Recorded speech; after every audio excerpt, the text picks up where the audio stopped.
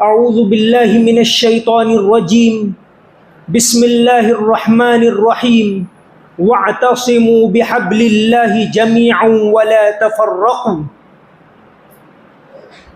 صدق اللہ العظیم۔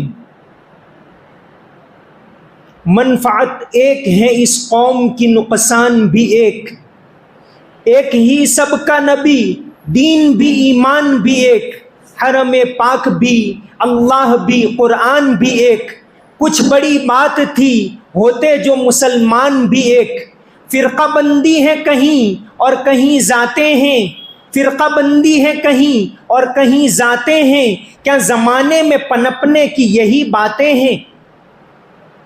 محترم دوستو، اس وقت اس امت کو سب سے بڑی ضرورت ہے تو اس بات کی ضرورت ہے کہ آپس میں ایک ہو جائیں، مل جل کر رہیں، اور آج ہمیں اسی بات کے اوپر گفتگو کرنی ہے، بات کرنی ہے کہ امت کی طاقت ایک ہونے کے اندر ہے، ایک ہو کر رہیں، مل جل کر رہیں۔ دین اسلام کی تعلیم یہی، اللہ کے نبی صلی اللہ علیہ وسلم نے مثال دے کر بہترین بات بتائی۔ آپ نے فرمایا مثل المؤمنین فی توادہم وتراحمہم وتعاطفہم، مومنوں کی مثال آپس میں ایک دوسرے سے محبت کرنے میں، ایک دوسرے پر مہربانی کرنے میں ایسی ہیں جیسا کہ ایک جسم۔ پھر آپ نے آگے فرمایا کہ دیکھو، جسم کے ایک عضو کو بیماری لگتی ہے تو سارے جسم کو بخار آ جاتا ہے۔ میں مثال دے کر سمجھاؤں، سن 605 سن عیسوی 605 ابھی اللہ کے نبی صلی اللہ علیہ وسلم نے نبوت کا اعلان نہیں کیا تھا، آپ کے نبوت کے اعلان کرنے کو ابھی 5 سال باقی تھے، اور مکہ میں ایک واقعہ پیش آیا، کعبۃ اللہ کی تعمیر نئے سرے سے کرنے کی ضرورت پیش آئی۔ یہ کعبۃ اللہ ہے جس کی طرف ہم تمام رخ کر کے نماز پڑھتے، یہ بھی بتاتا ہے کہ امت ایک ہے، کہ سب ایک طرف رخ کر کے نماز پڑھو۔ تو یہ 605 میں، یعنی آپ صلی اللہ علیہ وسلم کی عمر تقریباً 35 سال تھی، اور ایک واقعہ پیش آیا کہ کعبۃ اللہ کی تعمیر نئے سرے سے کرنی پڑی۔ پتھر تو وہی، لیکن وہ ان کو چونکہ کمزور عمارت ہو گئی تو نئے سرے سے مسالہ بھر کے نئے سرے سے اس کو بنانے کی ضرورت پیش آئی۔ یہ اس کی تاریخ کے اندر کئی مرتبہ ایسے واقعات پیش آئے، تقریباً مورخین لکھتے ہیں کہ 11 مرتبہ اب تک اس کو بنایا جا چکا ہے۔ آخری مرتبہ سلطان مراد، ترکی کے سلطان مراد نے عیسوی سن 1630 کے اندر بنایا تھا اس کو، یعنی تقریباً 400 سال ہوئے، 400 سال کے اندر اب تک اس کی نئی تعمیر نہیں ہوئی۔ تو 600 عیسوی سن 605 کے اندر یہ واقعہ پیش آیا، بنایا۔ اب بنانے کے بعد ایک مسئلہ کھڑا ہوا کہ حجر اسود کو کون رکھے، کیونکہ جاہلیت میں بھی اس کو بہت زیادہ بابرکت مانتے تھے، قابل تعظیم مانتے تھے۔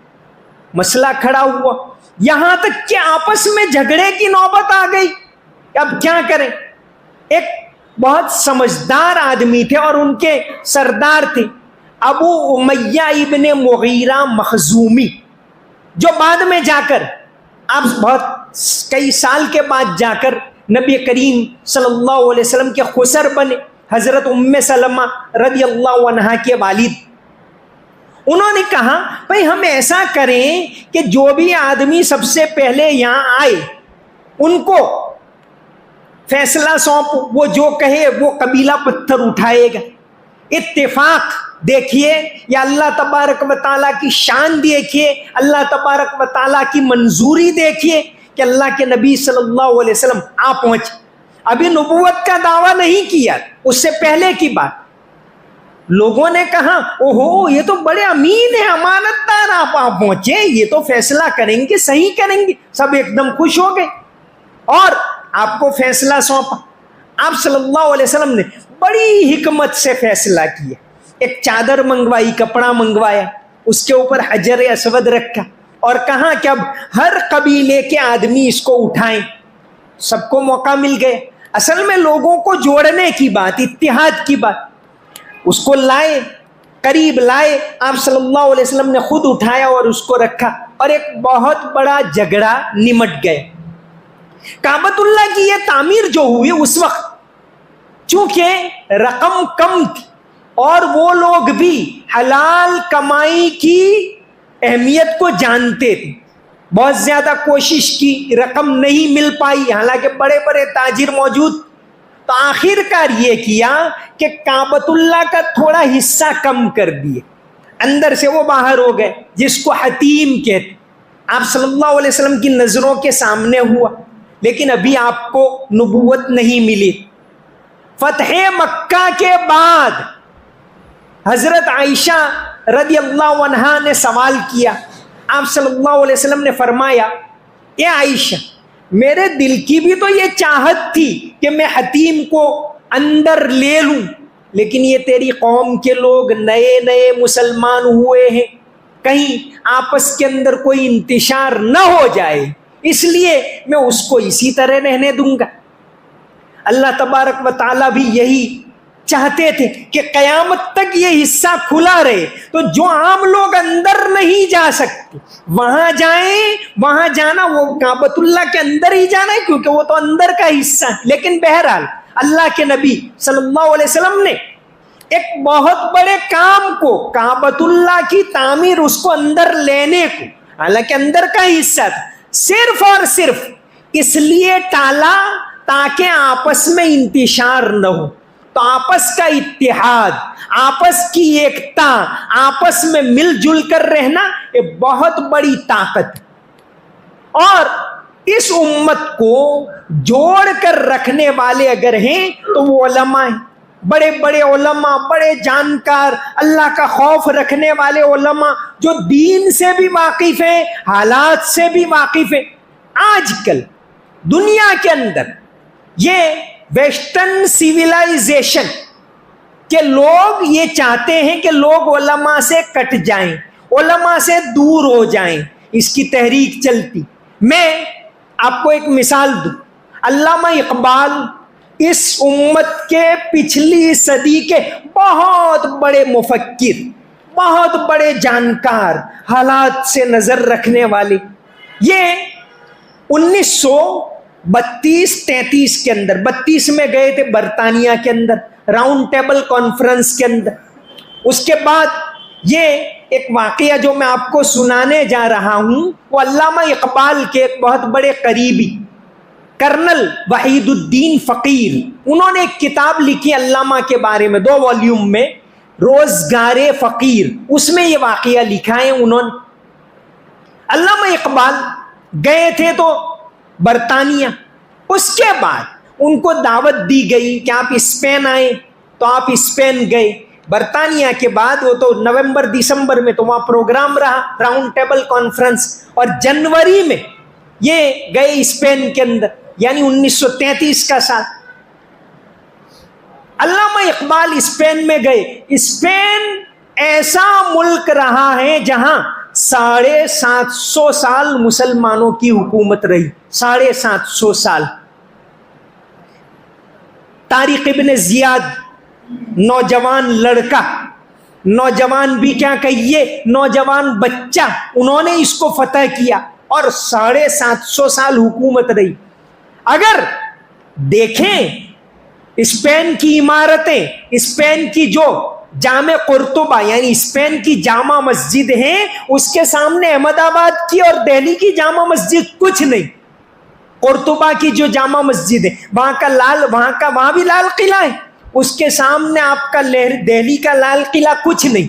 لیکن اس اسپین کے اندر جب مسلمانوں کی حکومت ختم ہوئی, رفتہ رفتہ رفتہ رفتہ ایسے حالات آئے کہ مسلمان ختم ہو گئے, یہاں تک کہ مسلمانوں کی آبادی 1% سے بھی کم ہو گئی. علامہ اقبال جب گئے 1933 کے اندر تو وہ قرطبہ کی عالی شان جامع مسجد جس کو چرچ بنا دیا گیا، آج بھی وہ چرچ، علامہ وہاں پہنچے۔ علامہ تو بہت بڑے جانکار بھی تھے، بہت بڑا درد رکھنے والے، ان کو بہت زیادہ دکھ ہوا کہ ہماری عالی شان تاریخ اور یہاں آج یہ حالت۔ علامہ اقبال نے وہ چرچ بنا دیا گیا، علامہ نے اجازت چاہی کہ میں یہاں 2 رکعت نماز پڑھوں، کہا نو پرمیشن، یہاں پرمیشن نہیں ملے گی۔ علامہ نے بہت کوشش کی، علامہ کا تو ارادہ تھا کہ میں یہاں 2 رکعت پڑھ کے ہی جاؤں۔ آخر کار وہاں کے جو چیف پادری تھے ان کو بلوایا اور ان کو کہا، وہ واقعے کی مثال دی کہ ایک مرتبہ ایک وفد آیا تھا نجران کا، اور آپ صلی اللہ علیہ وسلم نے، عیسائیوں کا وفد تھا، مسجد نبوی میں وہ عبادت کر رہے تھے۔ آپ نے حضرت بلال کو کہا رک جاؤ، ان کو کر لیں، مغرب کا ٹائم ہو گئے، آپ نے کہا رک جاؤ یہ پورا کر لیں پھر اذان دیں۔ اس واقعے کا واسطہ دے کر علامہ اقبال نے کہا کہ میں 2 رکعت نماز پڑھنا چاہتا ہوں۔ آخر کار ان کو اجازت ملی۔ پچھلی 1 صدی کے اندر شاید 2 آدمی ایسے ہیں جن کو یہ قرطبہ کی جامع مسجد میں 2 رکعت نماز پڑھنے کی اجازت ملی، ایک علامہ اقبال 1933 میں، اور 1977 کے اندر صدام حسین، انہوں نے بھی وہاں 2 رکعت نماز پڑھی۔ اس کے علاوہ وہاں بالکل اجازت نہیں۔ علامہ اقبال نے 2 رکعت نماز پڑھی، وہ وہاں جو موجود تھے انہوں نے اس کی تصویر بھی لے لی، اور علامہ جو وہاں نماز پڑھ رہے ہیں اس کی 2 تصویریں روزگار فقیر کتاب کے اندر بھی ہیں۔ علامہ جب لوٹ کر ہندوستان میں آئے اس کے بعد انہوں نے لوگوں کو جمع کیا، جو بات جو میں کہنے جا رہا ہوں، لوگوں کو جمع کر کے کہا، اے ہندوستان کے لوگوں، اگر تم یہ چاہتے ہو کہ اس ملک میں توحید باقی رہے، اگر تم یہ چاہتے ہو کہ تمہارے بچے اللہ کو، رسول صلی اللہ علیہ وسلم کو پہچانے، اگر تم یہ چاہتے ہو کہ اس ملک کے اندر یہ مسجدیں جو تمہارے باپ داداؤں نے بنائی ہیں وہ آباد رہے، اگر تم یہ چاہتے ہو کہ اس ملک کے اندر قرآن کی تلاوت زندہ رہے، تو یہ ملک کے اندر ملا لوگ جو مدرسے چلا رہے ہیں، مکتب چلا رہے ہیں، ان کو آباد رکھنا۔ اور اگر ان مدرسوں کی طرف، ان مکتب کی طرف اگر تم نے توجہ نہیں دی تو یاد رکھنا، علامہ اقبال کے الفاظ ہیں، یاد رکھنا تمہارا انجام وہ ہوگا جو میں اسپین کے اندر اپنی آنکھوں سے دیکھ کر آیا ہوں۔ تو محترم دوست، علماء کے ساتھ رابطہ، علماء کی تعظیم، ان کا احترام، وہ علماء جو اللہ والے ہوں، وہ علماء جو جانکار ہوں، وہ علماء جو سب کو جوڑ کر چلیں۔ تو آج ایک انٹرنیشنل کام یہ چل رہا ہے کہ لوگوں کو علماء سے کاٹو، اس لیے الگ الگ باتیں پیدا کرتے ہیں۔ میں آپ کو بتاؤں، ہمارے اس ملک کے اندر، ہمارے ہندوستان کے اندر اور دنیا کے ایک بہت بڑے علاقے کے اوپر حنفی مسلک چل رہا ہے اور لوگ اس کے اوپر عمل کر رہے ہیں۔ آج دنیا میں پیو انٹرنیشنل دنیا کے اندر آنکڑے بتانے والی ایک بہت بڑی تنظیم، اس کے مطابق آج پوری دنیا کی جو آبادی ہے اس میں 2 ارب مسلمان ہیں، 2 ارب، پیو انٹرنیشنل کے مطابق 2 ارب۔ جیسے ہمارے اس ملک کے اندر یہ مسلمانوں کی تعداد 21 کروڑ ہیں، اتنی بڑی تعداد ہے، ہمیں کوئی خوفزدہ ہونے کی ضرورت نہیں ہے، ہمیں لوگوں کو ایک کرنے کی ضرورت۔ تو پیو انٹرنیشنل کے مطابق دنیا میں مسلمانوں کی آبادی 2 ارب ہے، 57 مسلم ممالک ہیں۔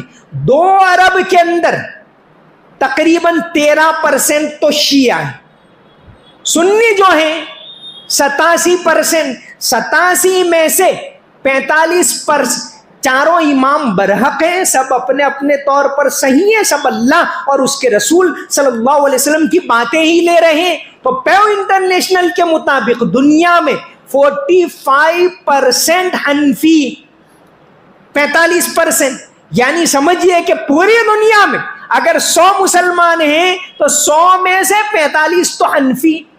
کیا یہ سب غلط ہے؟ ارے حضرت پیران پیر اس ملک کے اندر جو بڑے بڑے لوگ اسلام لائے، داتا گنج بخش رحمت اللہ علیہ اس ملک میں بہت پہلے آئے.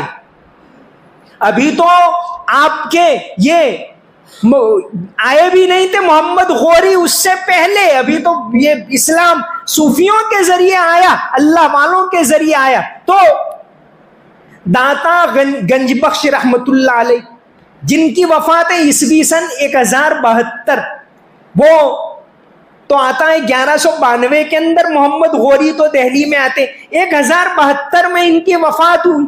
تو اس سے پہلے آئے، لاہور کے اندر ان کا مزار ہے، وہ حنفی تھے. تو سارے یہ جو ایک دوسرے کو یہ صحیح علماء ہمارے بڑے بڑے بتا رہے ہیں اس کے مطابق عمل کریں، امت میں ایکتا پیدا کریں، امت کو جوڑیں. کوئی ڈاکٹر ہوتا ہے، وہ ڈاکٹر 2-4 باتیں جان لیں تو ڈاکٹر نہیں بن جاتا. خیر وہ اپنی پرسنل کے پیراسیٹامول کے بارے میں اس نے جان لیا یا تھوڑا پینیسلین کے بارے میں جان لیا تو ڈاکٹر نہیں بن گیا، وہ سرجن نہیں بن گیا. وہ ٹھیک ہے، جانتا ہے، اچھی بات. ڈاکٹر تو وہ ہے جو اس کے پیچھے کھپاتا ہے ٹائم. تو دین کے ڈاکٹر ہیں، علماء ہیں، ان کے ساتھ جڑ کر رہو، ایک ہو کر رہو، آپس میں اتفاق پیدا کرو. صدیوں سے دنیا کے اندر 4 جو مذاہب پھیلے، 4 فقہی مسلک، یہ 4 کسی نے طے نہیں کیے، بس امت نے اس کے اوپر عمل کر لی. اللہ کے رسول صلی اللہ علیہ وسلم نے بتایا نہیں، فقہی مسلک تو بہت سارے تھے. عبداللہ ابن مسعود رضی اللہ عنہ بہت بڑے عالم، لیکن اللہ تبارک و تعالیٰ نے یہ نہیں چاہا، اللہ نے یہی چاہا کہ بھئی آسمانی کتابیں 4 ہیں، بڑے فرشتے 4 ہیں، تو مسلک بھی امت میں 4 رائج ہو گئے. 4 نے قرآن سے لیا ہے، 4 نے حدیث سے لیا ہے، 4 نے صحابہ کرام سے لیا ہے. سب پر حق ہیں، سب اللہ کو ماننے والے، سب رسول صلی اللہ علیہ وسلم کو ماننے والے. اصل ضرورت ہے امت کو ایک کرنے کی. تو داتا گنج بخش رحمت اللہ علیہ وہ حنفی تھے. کیا یہ کہیں گے غلط تھے؟ وہ اجمیر والے خواجہ صاحب حنفی تھے، کیا ہم یہ کہیں گے کہ وہ غلط تھے؟ اور آج کا 2 الفاظ جاننے والا مولوی ان سے زیادہ بڑھ گیا؟ نہیں. حنفی اتنے زیادہ کیوں ہیں دنیا میں؟ وجہ یہ ہے کہ جو عباسی خلافت بغداد کے اندر، امام ابو حنیفہ بھی وہاں تھے، اور عباسی خلافت، اب جو خلیفہ ہوتا ہے تو ان کے قاضی وغیرہ ہوتے اس کے مطابق فیصلہ کرتے. اور عثمانی خلافت، 2 بڑی بڑی خلافت ہندوستان کے اندر بھی، حضرت اورنگزیب تک آپ دیکھیے کہ حنفی فقہ کے مطابق عمل ہوتا رہا. اور یہ سب ہمارے بڑے تھے، اللہ والے تھے، نیک تھے، وہ ہم سے زیادہ آخرت کو جانتے تھے، ہم سے زیادہ عقائد کو جاننے والے تھے. ہم 2 الفاظ جان کر پھر بھئی ایسا کرو ویسا کرو یہ کرنے لگو، یہ بالکل غلط بات ہے. جو بڑے بڑے فقہا، بڑے بڑے صوفی سب اس کے اوپر چل رہے تھے. پیران پیر اس کے اوپر تھے، داتا گنج بخش. تو ان کا مزار لاہور کے اندر ہے. حضرت داتا گنج بخش رحمت اللہ علیہ 1072 میں ان کی وفات ہے عیسوی سن، یعنی کتنے 1000 سال ہونے آئے. لاہور میں ان کا مزار ہے. علامہ اقبال نے ان کے بارے میں ایک بہت اچھی نظم لکھی. علامہ اقبال کا جو سب سے پہلا مجموعہ شاعری کا فارسی کے اندر چھپا، اسرار خودی، اس کے اندر انہوں نے ایک نظم لکھی ہے فارسی کے اندر حضرت داتا گنج بخش رحمت اللہ علیہ کے بارے میں. اس نظم کے اندر انہوں نے نظم کے اندر داتا گنج بخش کا ایک واقعہ لکھا. دیکھیے داتا گنج بخش کتنے بڑے تھے جب یہ شیخ معین الدین چشتی رحمت اللہ علیہ، وہ تو داتا صاحب سے تقریباً 100 بلکہ 150 سال کے بعد آئے، یہ تو آئے داتا صاحب کی وفات 1072 میں، اور انہوں نے پہل 1191 میں معین الدین چشتی رحمت اللہ علیہ، اللہ تعالیٰ ان کی قبر کو منور کر، اللہ تعالیٰ ان کو بھرپور بدلہ عطا فرمائے، 1191 عیسوی کے اندر وہ آئے۔ جب آئے تو سب سے پہلے لاہور کے اندر حضرت کے مزار کے اوپر 40 دن ٹھہرے، پھر وہ انہوں نے محمد غوری، دہلی میں محمد غوری کی سلطنت تھی، اس مقام کو نہیں چنا معین الدین چشتی نے، بلکہ پرتھوی راج چوہان کے راجستھان کو چنا، اور راجستھان کے اندر وہ گئے اجمیر کے اندر۔ تو داتا گنج بخش رحمت اللہ علیہ کا ایک واقعہ علامہ اقبال نے لکھا ہے کہ ایک مرتبہ ایک آدمی مرو سے یعنی ایران سے آیا لاہور کے اندر حضرت داتا گنج بخش رحمت اللہ علیہ کو ملنے کے لیے۔ علامہ نے جو نظم لکھی ہے اسی نظم کے اندر یہ واقعہ لکھا ہے کہ وہ ملنے کے لیے آیا، کہاں حضرت میں بہت زیادہ پریشان ہوں، رشتہ داروں کی طرف سے یہ پریشانی ہے، مالی لحاظ سے یہ پریشانی، اپنی بہت ساری مشکلات کو گنوائی، اور پھر کہا کہ حضرت میری حالت تو ایسی ہے جیسے ایک شیشہ ہو، ایک آئینہ ہو، اور اس کے چاروں طرف نکیلے پتھر ہو، اس کے درمیان میں ہوں۔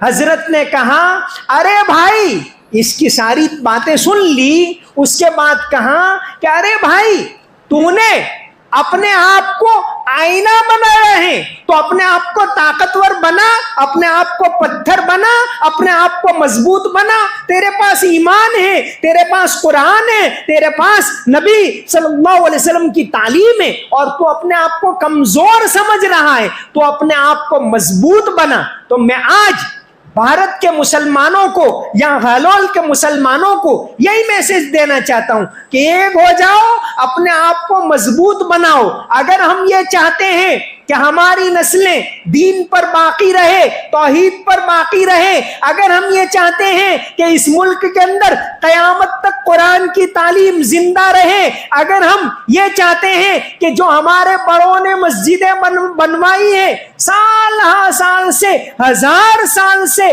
1400 سال سے مسجدیں یہ بنی ہیں، اس ملک کے اندر کم سے کم 11 مسجدیں تو ایسی ہیں جو آپ صلی اللہ علیہ وسلم کی زندگی میں ہی بن گئی تھی۔ بھارت میں انگریزی راج پنڈت سندر لال کر کے ایک بہت بڑے آزادی کے لڑنے والے تھے، آزادی کی جنگ میں شریک تھے، اور بعد میں بھی انہوں نے بڑا مقام پایا۔ ان کی کتاب پر تو انگریزوں نے پابندی لگائی تھی، انہوں نے بھارت میں انگریزی راج، اس کے اندر لکھا ہے کہ 11 مسجدیں اس ملک کے اندر آپ صلی اللہ علیہ وسلم کے زمانے میں بن گئی تھی۔ تو یہ صدیوں میں جو مسجدیں بنائی، جو قبرستان بنائے، جو خانقاہیں بنائی، جو مدرسے بنائے، اگر ہمیں ان کو آباد رکھنا ہے، اگر ہم یہ چاہتے ہیں کہ ہماری نسلیں توحید پر رہے، اگر ہم یہ چاہتے ہیں کہ اس ملک کے اندر جو امن و امان عافیت ہے، اس ملک کے اندر جو ایک دستور ہے مضبوط وہ قائم رہے، اگر ہم یہ چاہتے ہیں کہ اس ملک کے اندر لوگوں کو آزادی کے ساتھ اپنے اپنے مذہب کے اوپر جو عمل کرنے کا حق ہے وہ حاصل رہے، اگر ہم یہ چاہتے ہیں کہ قرآن کی تعلیم قیامت تک اس ملک کے اندر زندہ رہے، تو ایک ہونے کی ضرورت ہے، اپنی نسلوں کو مضبوط بنانے کی ضرورت ہے، ان کو تعلیم دلاؤ، ان کو اللہ کی پہچان کرواؤ، ان کو دنیاوی ایجوکیشن دلاؤ، ان کو اچھے روزگار کے اوپر لگاؤ، تمام فیلڈ کے اندر کام کرنے کی ضرورت ہے۔ دینی تعلیم بھی ضروری، دنیاوی ایجوکیشن بھی ضروری۔ اچھے روزگار میں لگانا یہ بھی ضروری، سارے کام کرنے کی ضرورت ہے۔ تو علماء کی نگرانی میں یہ کام کرنے کی ضرورت ہے، نہ کہ ہم چھوٹے چھوٹے مسائل، وہ تو صدیوں سے علماء ان کو بیان کرتے آئے ہیں کہ بھئی نماز میں ہاتھ کہاں باندھنا اور کہاں، یہ ساری باتیں تو ہوتی رہی ہیں بھئی۔ ہمارے بڑے لوگ جو کر رہے تھے، یہ داتا گنج بخش رحمت اللہ علیہ کو کیا غلط کہو گے تم؟ شیخ سرہندی کو تم غلط کہو گے کیا؟ حضرت معین الدین اجمیری رحمت اللہ علیہ کو غلط کہو گے؟ یہ سب کرتے آئے ہیں صدیوں سے۔ اصل ضرورت تو اس بات کی ہے کہ ایک ہو کر امت کے لیے کام کرو، امت کو طاقتور بناؤ۔ آج کتنے سارے مسائل امت کے سامنے، کئی محاذ کے اندر ہماری نسلیں کمزور ہیں، روزگار کے اندر کمزور ہیں، دینی تعلیم میں الحمدللہ علماء کام کر رہے ہیں، بہت اچھا ہے۔ ایجوکیشن کے اندر اچھے اسکول بنانے کی ضرورت ہے، اچھے کالج بنانے کی ضرورت ہے، یہ کرنے کے کام ہیں، نہ کہ جو کام علماء کے ہیں مسئلے مسائل بنانے کے، وہ کام ہم لے لیں۔ اس کے لیے تو ایک محنت کرنی پڑتی، ڈاکٹر کا کام ڈاکٹر ہی کرے گا، وکیل کا کام وکیل ہی کرے گا، وہ تو اس طرح علماء کا کام ہے مسائل بیان کرنے کی۔ امت کو جوڑنے کی ضرورت ہے، ایک کرنے کی ضرورت ہے، اتحاد کی ضرورت ہے، آپس میں ایک ہونے کی ضرورت ہے، نہ کہ چھوٹی چھوٹی باتوں کے اندر الجھنے کی ضرورت ہے۔ محترم دوستو، اگر ہم یہ چاہتے ہیں کہ صدیوں سے جو علماء یہ مسجدیں بنائی ان کی حفاظت کی ضرورت ہے، آج مدرسوں کو آباد رکھنے کی ضرورت ہے، تب جا کر ہماری نسلیں اللہ کو پہچانے گی، تب جا کر وہ رسول صلی اللہ علیہ وسلم کو پہچانے گی، یہ اس کی ضرورت ہے۔ تو آج ایک ہو جاؤ، اس کے لیے پورے حالول کے اندر یہ میسج چلاؤ کہ سب مل جل کر رہو۔ ہمارے بڑے علماء اس ملک کے اندر، تو یہاں ہندوستان میں بھی دنیا میں سب سے زیادہ حنفی لوگ، اس لیے ہندوستان میں دنیا کی سب سے بڑی آبادی، اگر آزادی سے پہلے کا آپ جوڑ دو، یہ ہندوستان، پاکستان، بنگلہ دیش بھی اس کا حصہ تھا اور افغانستان بھی اس کا حصہ تھا، تو تقریباً 30%، 1/3 کے برابر مسلمان تو اس علاقے میں بستے، اور وہ اکثر و بیشتر صدیوں سے بہت بڑی تعداد حنفی مسلک کے اوپر عمل کر رہے ہیں۔ صدیوں سے جتنے کیا اس ملک کے اندر شاہ ولی اللہ جیسے علماء نہیں گزرے، اس ملک کے اندر شیخ محدث دہلوی جیسے علماء گزرے، اس ملک کے اندر علامہ سرہندی جیسے علماء گزرے، وہ سب ہم کو اسی کے اوپر لے کر چلتے رہے۔ تو خیر، آج ضرورت ایک ہونے کی ضرورت ہے، یہ چھوٹے مسائل کے اندر، اور وہ بھی ہم جانتے بھی نہیں، 2 الفاظ پڑھ لیے اور ہمیں عربی زبان تو آتی نہیں، ہم گہرائی عربی زبان آنا بھی صرف کافی نہیں، اس کے گہرائی کے اندر جانا پڑتا ہے۔ ڈاکٹر اگر انگلش جانتا ہو تو ڈاکٹر نہیں بن جاتا۔ اگر آدمی انگلش جاننے سے ڈاکٹر بن جاتے ہو تو I am a graduate of English, میں نے انگلش سے BA کیا ہے، لیکن عربی جان لینا بھی کافی نہیں ہے، وہ تو گہرائی میں وہ علوم کو جاننا پڑتا ہے۔ بہرحال محترم دوستو، حالات اس بات کو بتا رہے ہیں کہ امت کو ایک ہونے کی ضرورت ہے، اور جن فیلڈ میں کام کر رہا ہے، مدرسوں کو آباد کرو، مسجدوں کو آباد کرو، قوم کو روزگار کے اوپر لگاؤ، ITI بناؤ، اچھے کالج بناؤ، اچھے اسکول بناؤ، جس فیلڈ سے بھی، وہ دینی ہو دنیاوی ہو، ہر فیلڈ کے اندر دینی اور دنیاوی ایجوکیشن الگ الگ نہیں ہے ہمارے دین کے اندر، تو دنیاوی تعلیم کی بھی ضرورت، یہ کام کرنے کی ضرورت ہے۔ علماء ان کا کام کر رہے ہیں الحمدللہ، تبلیغ والے ان کا کام کر رہے ہیں، تو ایک ہو کر مل جل کر امت کے قافلے کو آگے بڑھاؤ، اور ایک ہو کر مل جل کر آپس میں اتحاد پیدا کرو، امت کو جوڑو، امت کو ایک کرو۔ اللہ تبارک و تعالی ہم سب کو ایک ہونے کی توفیق عطا فرمائے۔ جو مسائل چل رہے اس وقت، وقف کا بہت بڑا مسئلہ چل رہا ہے، پچھلے ہفتے گودرا کے اندر اس کے اوپر ہم نے ایک بہت یعنی مفصل بیان کیا تھا کہ وقف کی تاریخ کیا ہے، وقف کی دین کے اندر حیثیت کیا ہے. بہرحال یہ ساری چیزیں ان کی حفاظت کرنے کی ضرورت ہے، ان کو بچانے کی ضرورت ہے. تو کم سے کم آپ لوگوں کو تو وہ ای میل جنہوں نے نہیں کیا وہ ای میل ضرور کر لیں، اب تک نہیں کیا تو کریں.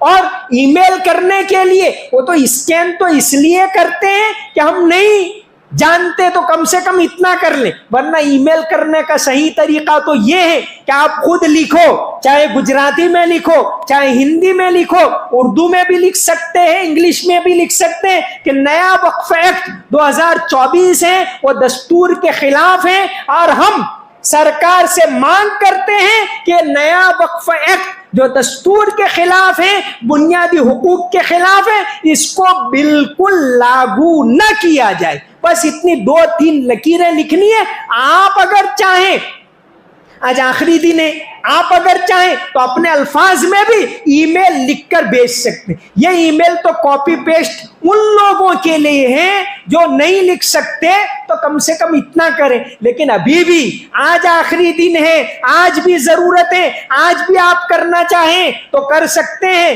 جن لوگوں نے ای میل نہیں کیا، اگر عورتوں نے نہیں کیا، ان کا بھی آپ ای میل کروائیں، اور قیامت کے دن آقا صلی اللہ علیہ وسلم کے سامنے ہم اپنا منہ دکھا سکیں کہ اے آقا صلی اللہ علیہ وسلم، جب بھی آپ کی مسجد سے اپیل کی گئی تو ہم نے ہندوستان کے اندر مسلمانوں کے اتحاد کے لیے کام کیا تھا، یا آپ قیامت کے دن کہہ سکیں.